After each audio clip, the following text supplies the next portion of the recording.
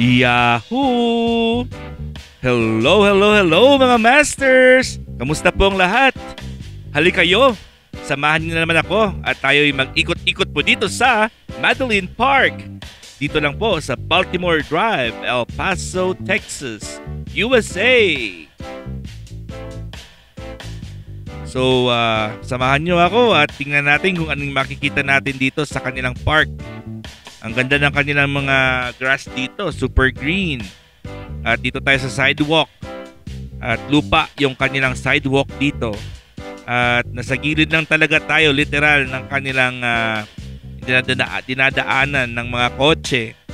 At pwede ding mag-park po dito sa gilid mismo ng sidewalk. So, private po ito na parang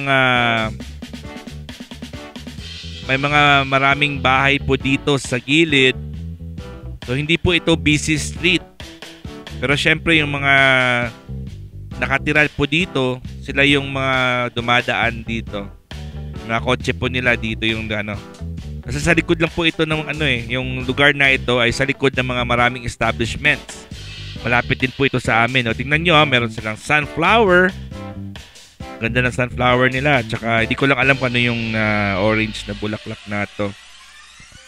And of course, ayun, tingnan mo, ganda ng kanilang mga bulaklak.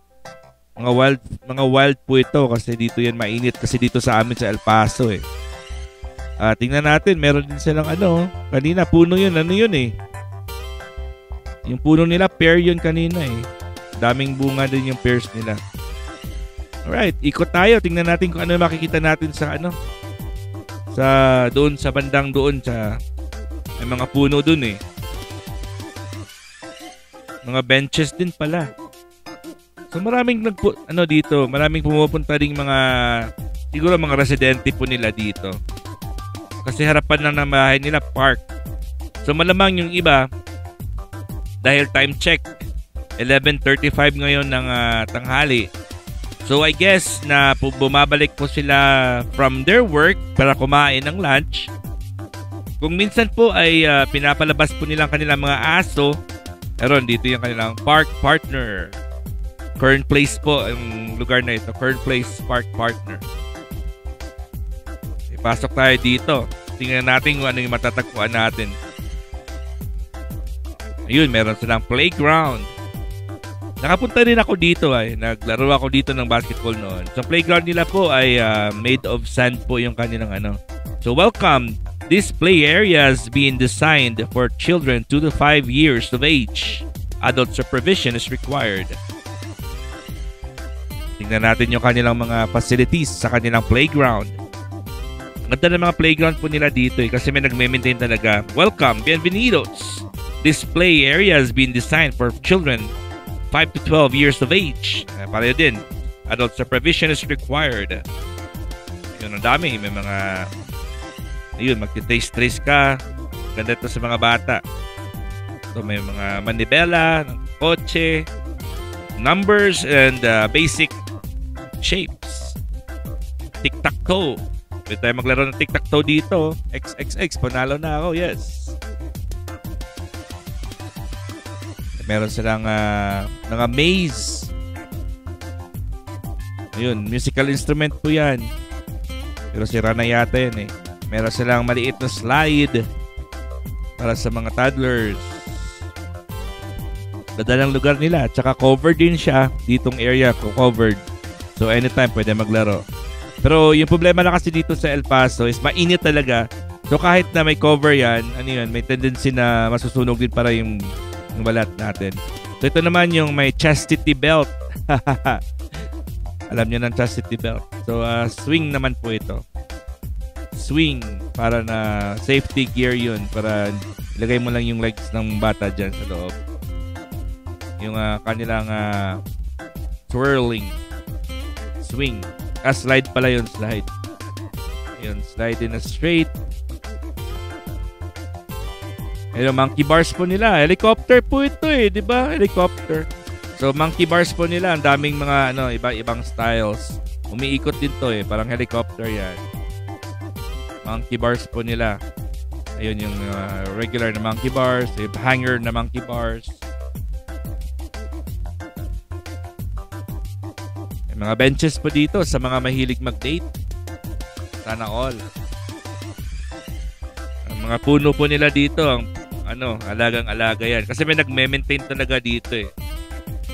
Yun, pwede mag-picnic dito. Every Sunday ata merong mga pamilyang nagluluto. Hindi naman, ewan ko lang kung pwedeng magluto. Pero usually nagdadala lang sila. Tingnan mo yung ganda ng puno. Pwedeng magdala ng mga ng mga luto na ng mga pagkain, sandwiches, popcorns, drinks. Ditong banda ay swing na naman. Ito tayo sa swing na area. Yung dalawa klaseng swing nila po dito eh. Ayun. Isang siguro sa left side yung para sa mga bata yan. Kasi tingnan natin meron siyang lock. Ayun. Parang may body seat belt siya. Nakalock yan. Hindi mabubuksan yan unless i-push mo up. Ayun Yun. Mabubuksan yan. Yung isa naman is siguro para sa mga expert na, yung mga hindi na kailangan ng adult supervisions or siguro mga parents na, mga adults na yung kayang-kaya na wala ng mga seat belt. Ayun, ikot tayo. Punta tayo sa kanilang basketball court.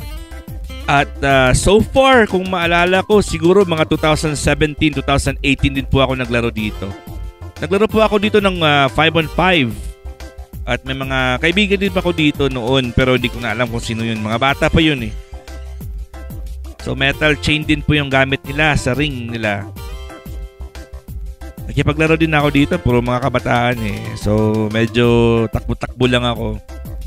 May iba kasi yung mga energy ng mga kabataan eh. Yung kabataan nung bata pa ako, hindi rin ako magpapatalo.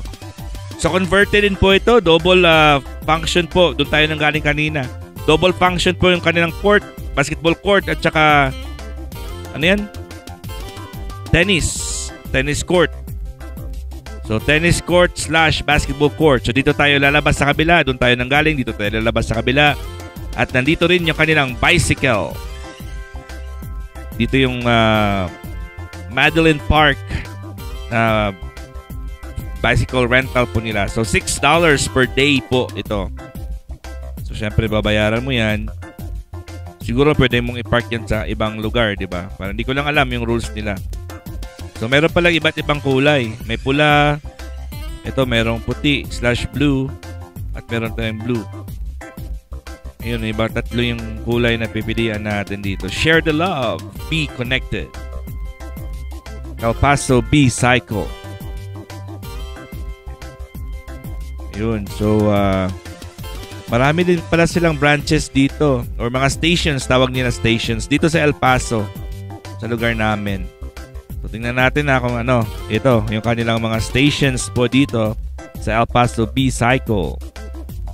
So ilan ba yung nila? 19 po yung stations nila. I think ito po ay number 6 po ito.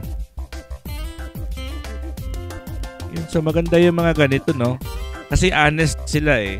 Binabalik yung bike. Kasi sa atin siguro sa Pilipinas, wala yun. Pag hiram ng bike, ayun, matatagpuan mo na yan yung bike, chop na. Ayun, yung isang area na natin, number 8, number 6, number 18 pala yun. Yung sa Mission Hills Park, yung last natin na premiere, na finiture nating park. Alright mga masters, hanggang dito na po tayo. I hope nag-enjoy po kayo sa ating short na walk dito sa Madeline Park. See you till my next vlog. I love you all. God is great. Yahoo!